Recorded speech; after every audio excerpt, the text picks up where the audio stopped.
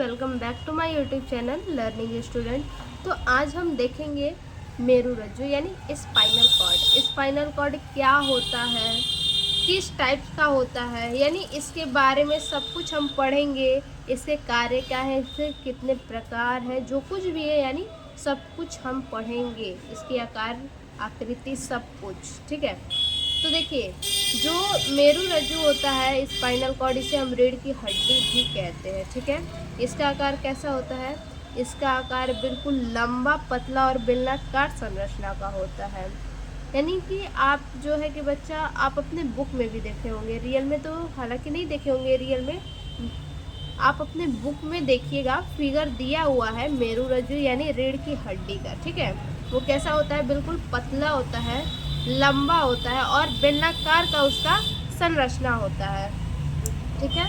और ये जो स्पाइनल कॉर्ड होता है, ये पूरा हमारे गर्दन से ऊपर थोड़ा सा, ठीक है, गर्दन से थोड़ा सा ऊपर जो है कि कहाँ, सेरिब्रम से आगे, ठीक है, सेरिब्रम के बगल में उससे ऊपर, यानी आप कह सकते हैं कि पोन्स के पास, ठीक है, पोन्स के पास से जो है कि वहाँ से निकला हुआ रहता है। और पूरा जो कूल्हा होता है, कमर की जो हड्डी, जो कूल्हा हम कहते हैं, वहाँ तक ये क्या होता है, जुड़ा होता है, ठीक है। तो इससे पहले वाले वीडियो में मैंने मस्तिष्क के बारे में डाल दिया है, वहाँ से आप देख लीजिएगा उसको। उसके आगे ये हमारा वीडियो है, ठीक है, वहाँ आप देख लेंगे, उसके आगे ही आपको ये समझ में आएगा, ऐसे नहीं समझ में आएगा, ठीक है। तो ये कहाँ से शुरू होता है? तो जो हमारे ब्रेन में जो पोन्स होता है, वहाँ से ये मेरुरज्जु शुरू होता है। और रीढ़ की हड्डी में जो रीढ़ की हड्डी जो है, पोन्स से शुरू होके कमर का जो कुल्ला होता है, वहाँ तक ये क्या होता है, बिल्कुल लंबा अटैच रहता है वहाँ तक, ठीक है। मस्तिष्क से लेकर कहाँ तक? लंबर वर्टिब्रा कहते हैं। जो कूल्हे के पास जो हड्डी होती है बीचों बीच कमर की, उसको हम कहते हैं वर्टिब्रा। लंबर वर्टिब्रा के निचले किनारे तक ये हड्डी जाता है, ठीक है। मस्तिष्क के लेकर लंबर वर्टिब्रा के निचले किनारे तक ये जो है कि हड्डी जाता है। और ये क्या करता है, इसका कार्य क्या है? तो इसका कार्य है मस्तिष्क के नियंत्रण में न रहने वाले, जो मस्तिष्क के नियंत्रण में नहीं रहते हैं, उनके उद्दीपन के लिए क्या करते हैं, ये अनैच्छिक क्रिया के लिए उत्तरदायी है। अनैच्छिक क्रियाओं को ये क्या करते हैं, कंट्रोल में करते हैं। जो मस्तिष्क के नियंत्रण में नहीं रहने वाले हैं, ठीक है, उन्हीं के प्रति ये क्या करते हैं, अनैच्छिक क्रिया के लिए उत्तरदायी हैं ये, ठीक है। चलिए देखते हैं। मस्तिष्क पुच्छ कपालीय गुहा के बाहर एक लंबी खोखली तथा बेलनाकार रचना के रूप में मानव की देह गुहा में रूपांतरित होती है। मानव की देह गुहा यानी मानव की जो बॉडी है उसमें बोला है रूपांतरित होती है। इस रचना को मेरुरज्जु कहते हैं। इसकी केंद्रीय अक्ष में यानी जो हमारा ब्रेन है, ब्रेन के केंद्रीय अक्ष में क्या होता है, प्रमस्तिष्क होता है, ठीक है। उसी प्रमस्तिष्क मेरुद्रव से भरी होती है। वो जो प्रमस्तिष्क होता है, किससे भरा होता है? मेरुद्रव से भरा होता है। यानी आपको हम बताए थे, जो अग्र मस्तिष्क होता है, अग्र मस्तिष्क में क्या होता है, सेरिब्रम होता है, ठीक है। और उसी सेरिब्रम में जो द्रव भरा होता है, उसी को बोला है मेरुद्रव से भरी संकरी गुहा। यानी मेरुद्रव से भरी जो संकरी गुहा है, उस द्रव को क्या कहते हैं, यूरोसील कहते हैं, ठीक है। जो संकरी गुहा है, कैसे है देखिए, मान लीजिए ये हमारा क्या हो गया, ब्रेन, ठीक है, ये ब्रेन हो गया। और इस ब्रेन में क्या होता है, ऐसे ऐसे करके ऐसे ऐसे संरचनाएं होती हैं, भाई सबको पता होगा, ऐसे ऐसे संरचनाएं होती हैं, ठीक है। और इसी संरचनाओं में क्या होता है, ये जो खाली खाली है ना, इसमें क्या होता है, द्रव भरा होता है, यूरोसील। क्या है? न्यूरोसील, ठीक है, न्यूरोसील भरा होता है इसमें, ये द्रव न्यूरोसील भरा होता है। तो वही, और ये हमारा जो है, ये क्या है, सेरिब्रम है, ठीक है। ये हमारा, ये सब सेरिब्रम है जो आपको लाइनिंग दिख रहा है। और इसमें जो द्रव है वो क्या है, न्यूरोसील है, ठीक है। मेरुरज्जु भी मस्तिष्क के समान 3 झिल्लियों से ढकी होती है। जो मेरुरज्जु होती है वो 3 झिल्लियों से ढकी होती है, ठीक है। मेरुरज्जु कितनी ये हमारा जो ब्रेन है ये हमने बता चुका है आपको कि ये भी 3 झिल्लियों से ही ढकी होती है। पहले कपाल से होता है, फिर एक झिल्ली होती है, ठीक है, मतलब ऐसे करके 3 झिल्ली होती है, उसके अंदर ये ब्रेन होता है।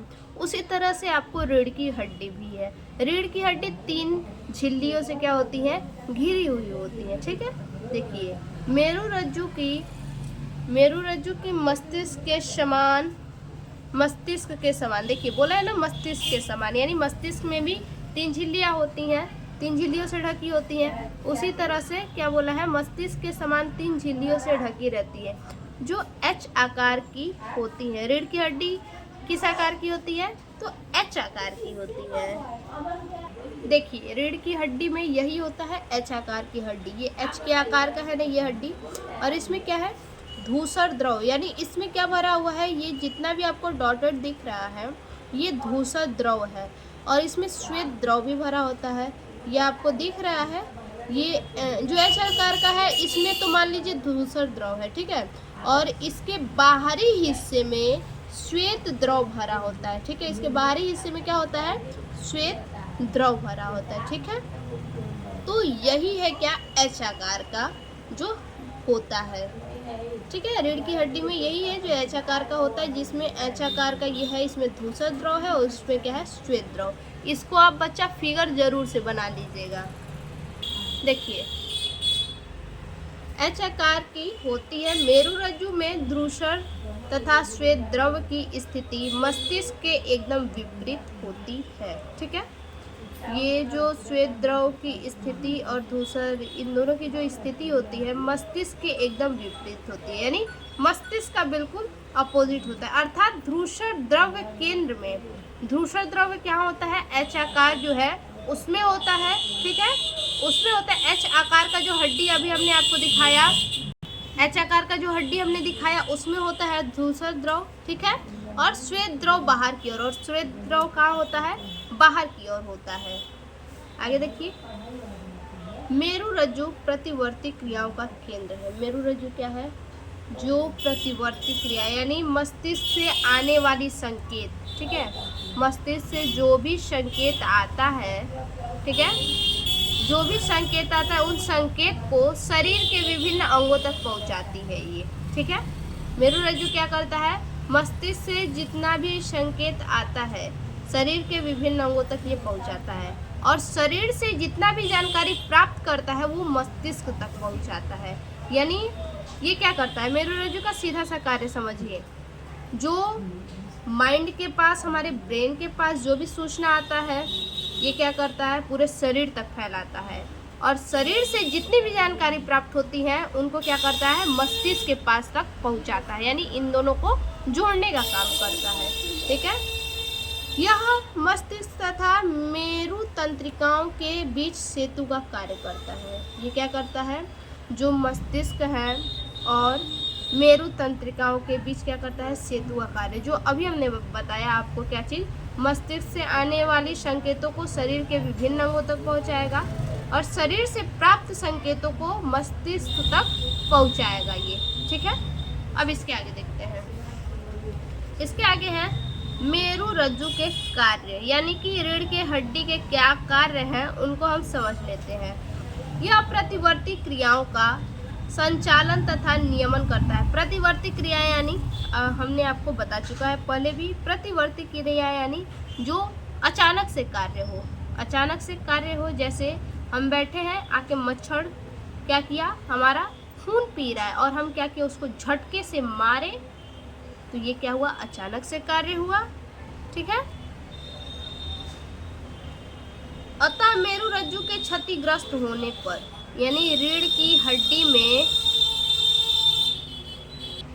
की हड्डी में तकलीफ आने पर, कोई दिक्कत होने पर मनुष्य में प्रतिवर्ती क्रिया नहीं हो पाती है। जी हाँ, अगर रीढ़ की हड्डी में दिक्कत आ जाए और अचानक कोई, मान लीजिए पीछे से कोई क्या कर रहा है, कुछ चुभा रहा है, तो अचानक से क्या करेंगे, झटके से उठ जाते हैं। तो जब रीढ़ की हड्डी नहीं सही होगी, टूटी फूटी होगी, तो कैसे झटके से उठेंगे, झटके से उठेंगे तो क्या होगा, तुरंत वहाँ पे दर्द होने लगेगा जहाँ पे आपका हड्डी क्षतिग्रस्त हुआ रहेगा।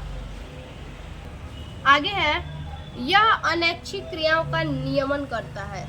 अनैच्छिक क्रियाएं यानी सांस लेना, हृदय का स्पंदन, रक्तस्राव, ठीक है, ये सभी क्या है, अनैच्छिक क्रियाएं हैं।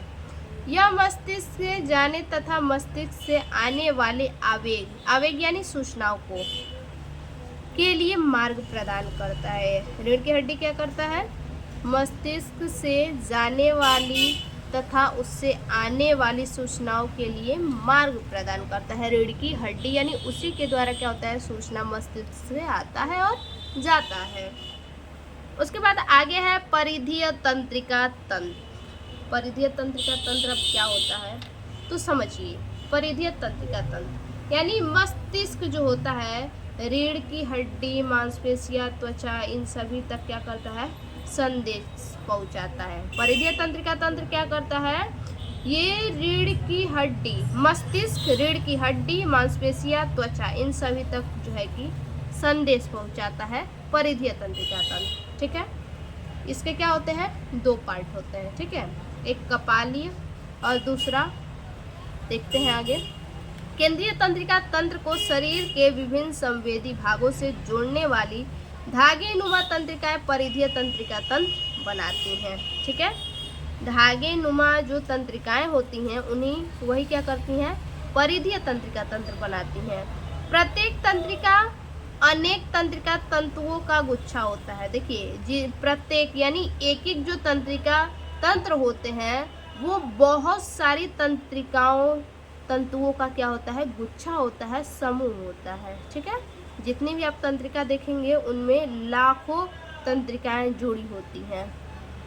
अधिकांश तंत्रिका तंतु ऐच्छिक क्रियाओं से संबंधित होती हैं। ठीक है, कैसी क्रियाओं से, ऐच्छिक क्रियाओं से संबंधित होती हैं। ये तंत्रिकाएं 2 प्रकार अर्थात मस्तिष्क से संबंधित कपालीय तंत्रिकाएं 2 प्रकार की होती हैं। पहला है मस्तिष्क से संबंधित कपालीय तंत्रिकाएं और दूसरा है मेरु रज्जु से संबंधित मेरु तंत्रिकाएं। तो पहले समझिए मस्तिष्क से संबंधित कपालीय तंत्रिकाएं क्या है। तो कपालीय तंत्रिकाओं का मतलब है कि सिर, गर्दन, चेहरे में ये क्या होती हैं, फैली होती हैं।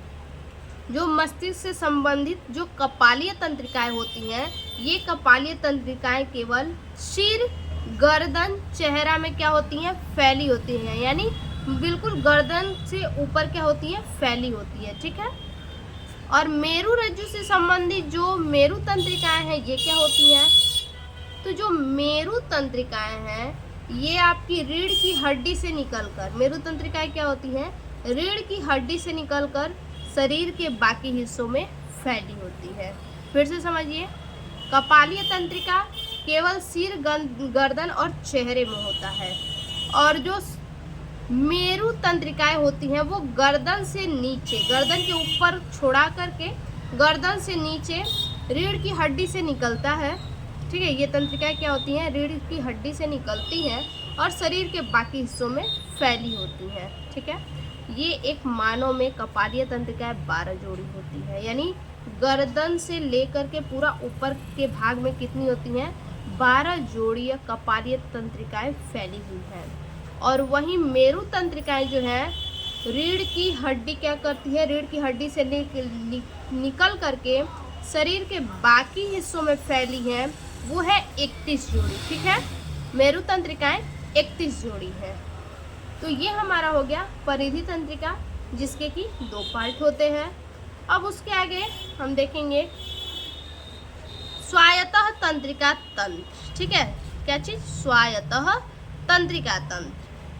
देखिए, स्वायत्त तंत्रिका तंत्र का मुख्य कार्य है जो अनैच्छिक क्रियाएं होती हैं, हृदय गति, पाचन, सांस लेना, ये सब जितनी क्रियाएं होती हैं उनको नियंत्रण करना। ठीक है, स्वायत्त तंत्रिका तंत्र का मुख्य कार्य है अनैच्छिक क्रियाओं को नियंत्रित करना। जैसे देखिए, यह वास्तव में परिधीय तंत्रिका तंत्र का ही भाग होता है। ये जो स्वायत्त तंत्रिका तंत्र है ये किसका भाग है, तो अभी हमने ऊपर पढ़ा परिधीय तंत्रिका तंत्र, उसी का ये भाग है।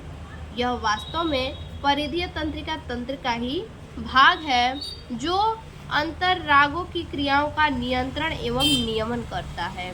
ये विपरीत यह भाग तुलनात्मक रूप से स्वतंत्र होता है, इसके 2 घटक होते हैं। ठीक है, इसके कितने घटक होते हैं? 2 घटक होते हैं। और इसके मुख्य कार्य क्या है?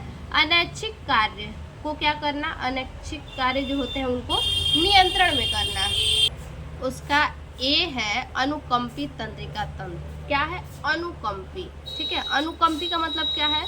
जैसे कांपने लगना। ठीक है, यानी कोई काम अचानक से करना, कांपने लगना, यानी कोई भी अंग क्या हो, तेजी से काम करने लगे, उसी को हम अनुकंपी कहते हैं। ठीक है, यानी इसका मतलब है कि शरीर को तनाव या खतरे की स्थिति के लिए क्या करना? तैयार करना। ये तंत्रिका तंत्र क्या करता है? हमारे बॉडी को, जो हमारा बॉडी है उसको खतरे की स्थिति के लिए क्या करता है? तैयार करता है। जैसे हृदय गति, रक्तचाप, श्वास दर को बढ़ाता है। जैसे हम दौड़ते हैं तो क्या होता है? हमारा सांस फूलने लगता है, तो श्वास दर को ये क्या करता है? बढ़ाता है। जैसे ब्लड का तेजी से सर्कुलेशन होना, घबराहट होता है तो ब्लड का सर्कुलेशन क्या हो जाता है? तेज हो जाता है। दौड़ते हैं तो क्या होता है? हृदय गति भी हमारी तेज हो जाती है। ठीक है, और पाचन जैसी गैर जरूरी जो प्रतिक्रियाएं हैं उनको ये धीमा करता है। क्या करता है? पाचन जैसी जितनी भी गैर जरूरी जितनी भी प्रतिक्रियाएं हैं उनको ये क्या करेगा? धीमा करेगा। देखिए, इसका संबंध उन अंतरागो प्रतिक्रियाओं से होता है जो ऊर्जा के व्यय के साथ साथ प्रतिकूल वातावरण में शरीर को क्या करते हैं? सुरक्षा प्रदान करते हैं। ठीक है, जैसे हृदय दर स्पंदन को बढ़ाना, रुधिर नलिकाओं का सिकुड़ना। ठीक है, यानी हमारा हार्ट बीट करता है तो क्या होता है? सिकुड़ता है और खुलता है, उसी को बोला है कि रुधिर नलिकाओं का सिकुड़ना और रुधिर दाब का बढ़ना। अब इसके आगे जो बी नंबर है उसको देखिए, अनुकंपी तंत्रिका तंत्र। अनुकंपी जो है वो क्या होता है? अनुकंपी नहीं, परानुकंपी। परानुकंपी जो तंत्रिका तंत्र है वो क्या होता है? अनुकंपी के जस्ट अपोजिट होता है। ठीक है, ये क्या करता है? अनुकंपी अभी हमने क्या पढ़ा? तनाव या खतरे की स्थिति के लिए तैयार करता है। और वहीं क्या है? परानुकंपी जो है वो क्या करता है? विश्राम के लिए हमें तैयार करता है, यानी हमारे बॉडी को रिलैक्स देता है। देखिए, यह उन प्रतिक्रियाओं से संबंधित है जिनमें ऊर्जा का संरक्षण होता है। ठीक है, इनमें क्या होता है? ऊर्जा का संरक्षण होता है। जैसे अभी हमने देखा अनुकंपी में क्या था? अनुकंपी जो है हृदय धड़कन को क्या करता है? बढ़ाता है। और वहीं परानुकंपी जो है हृदय की धड़कन को क्या करता है? घटाता है। ठीक है, यानी रिलैक्स हमें देता है। देखिए, जैसे यह हृदय स्पंदन का धीमा होना, रुधिर नलिकाओं का शिथिलन। ठीक है, रुधिर नलिकाओं का शिथिलन, आहार नाल में क्रमकुंचन को बढ़ाना आदि के साथ ही इंसुलिन का स्रावण तथा बाह्य जननांगों को उत्तेजित करना, यही इसका क्या है? कार्य है। अब इसके आगे है प्रतिवर्ती क्रियाएं। ठीक है, अब देखिए प्रतिवर्ती क्रियाएं क्या है? किसी उद्दीपन के फलस्वरूप शीघ्रता पूर्वक होने वाली स्वचालित और अनैच्छिक क्रिया को प्रतिवर्ती क्रियाएं कहते हैं। प्रतिवर्ती क्रियाएं हमने बहुत बार पढ़ चुका, मानव मस्तिष्क में भी हमने पढ़ लिया। प्रतिवर्ती क्रियाएं मतलब जो अचानक से क्रियाएं हो उसे हम क्या कहेंगे? प्रतिवर्ती क्रियाएं कहेंगे। ठीक है, स्वचालित और अनैच्छिक क्रिया को प्रतिवर्ती क्रिया कहते हैं। देखिए, जैसे में स्वादिष्ट भोजन देखते ही मुंह से लार का आना। जी हाँ, स्वादिष्ट भोजन हम घर पे देख लेते हैं तो क्या होता है? बस मन करता है काश बना है, काश तुरंत मिल जाता, तुरंत खा लेते हैं। ठीक है, दूसरा है कांटा चुभते ही पैर का झटके के साथ ऊपर उठ जाना। ठीक है, जब पैर में कांटा चुभता है तो हम क्या करते हैं? झटके से पैर को ऊपर उठा लेते हैं। छींकना, हमें तो पता नहीं होता है कि छींक कब आएगा, अचानक से आता है तो हम छींकते हैं। खांसना आदि प्रतिवर्ती क्रियाएं हैं, यानी जो क्रियाएं अचानक से हो वो क्या है? प्रतिवर्ती क्रियाएं हैं। ये क्रियाएं मेरुरज्जु से नियंत्रित होती हैं। जो प्रतिवर्ती क्रियाएं होती हैं वो कहाँ से नियंत्रित होती हैं? तो मेरुरज्जु से ही ये क्रियाएं नियंत्रित होती हैं। इसके संचालन में मस्तिष्क का भाग नहीं होता है। जो भी मेरुरज्जु से जो नियंत्रित होती हैं जो भी क्रियाएं, तो उसके संचालन में, ठीक है, मेरुरज्जु से जो भी क्रियाएं नियंत्रित होती हैं उसके संचालन में मस्तिष्क का भाग नहीं होता। यानी मेरुरज्जु खुद ही नियंत्रित करता है, इसमें मस्तिष्क का जो है कि कोई भी हाथ नहीं होता है, कोई भी सहायता नहीं होता है, ठीक है, कोई भी अटैचमेंट नहीं होता है। तो आज के लिए बस इतना ही। फिर से मिलते हैं एक और नए वीडियो में नए टॉपिक के साथ। तब तक के लिए धन्यवाद।